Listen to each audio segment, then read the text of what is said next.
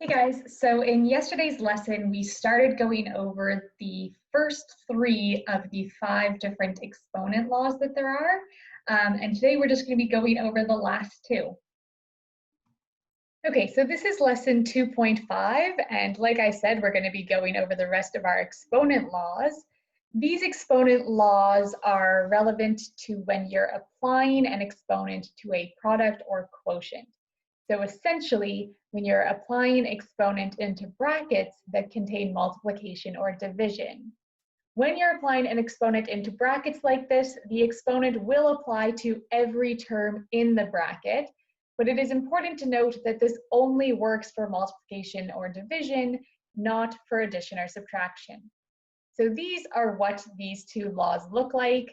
The first one, we have A times B all to the power of m, so that m is going to apply in to both the a and the b, so we get a to the power of m times b to the power of m. Works the same if we're dividing, so if we have a divided by b all to the power of m, that m is going to apply to both the a and the b, so that we end up with a to the power of m divided by b to the power of m. So let's look at what this would look like with some examples. Okay, example 1 that we'll go over. Let's do xy squared. Again, all that's going to happen is that 2 is going to get applied into our brackets, and we will end up with x squared times y squared, like so. This could also work if you have both a number and a variable. Again, all that's going to happen is that exponent will apply into the brackets. We would end up with 2 squared times x squared, which could be simplified to 4x squared. Example 3. Let's try one with division. And this one I'm going to make even more complicated by putting an exponent inside my brackets. So again, this 3 is going to apply both to my x and to my y. But remember, we learned in the last lesson that when you have the exponent of another exponent, so you have an exponent applying to exponent, those get multiplied. So I would end up with x to the power of 6 over y to the power of 3.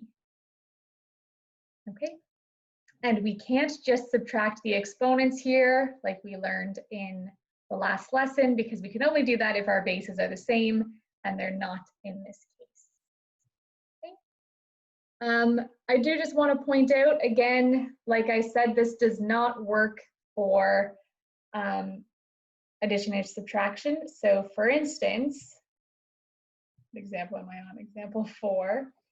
If I had, say, 2 squared times 2 to the power of 3 all to the power of 4. I could apply that in like so and end up with 2 to the power of 8 times 2 to the power of 12. And I could then simplify to 2 to the power of 20, because when we're multiplying, we add our exponents. If, however, you had 2 squared plus 2 cubed all to the power of 4, you cannot apply into the brackets. We can only apply an exponent into brackets if you have multiplication or division happening inside, not if you have addition or subtraction. Okay, we also can't add these together and just keep our base the way we do over here. Okay, you cannot solve using exponent rules if there is addition or subtraction.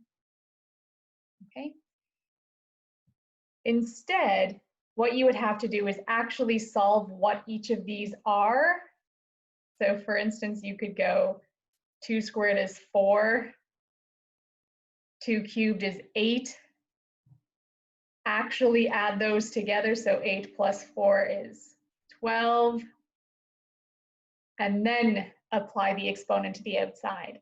But when you have addition or subtraction, you have to follow your normal BEDMAS, which is do the brackets before you deal with the exponents.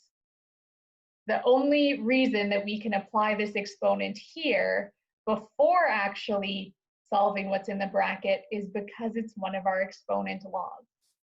Now, if you find that confusing, you can also, in a case like this one, solve by following BEDMAS. So for instance, I could also do 2 squared times 2 cubed to the power of 4. Simplify the inside of this first. So because we're multiplying, we keep our base and add the exponents. And then I still have that outside exponent.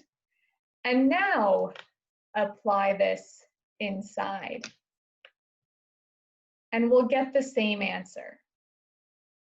So as long as it's multiplication or division and you have the same base, you can simplify inside the bracket first using our multiplication exponent law and then apply the external exponent, or apply the external exponent first and then do our multiplication.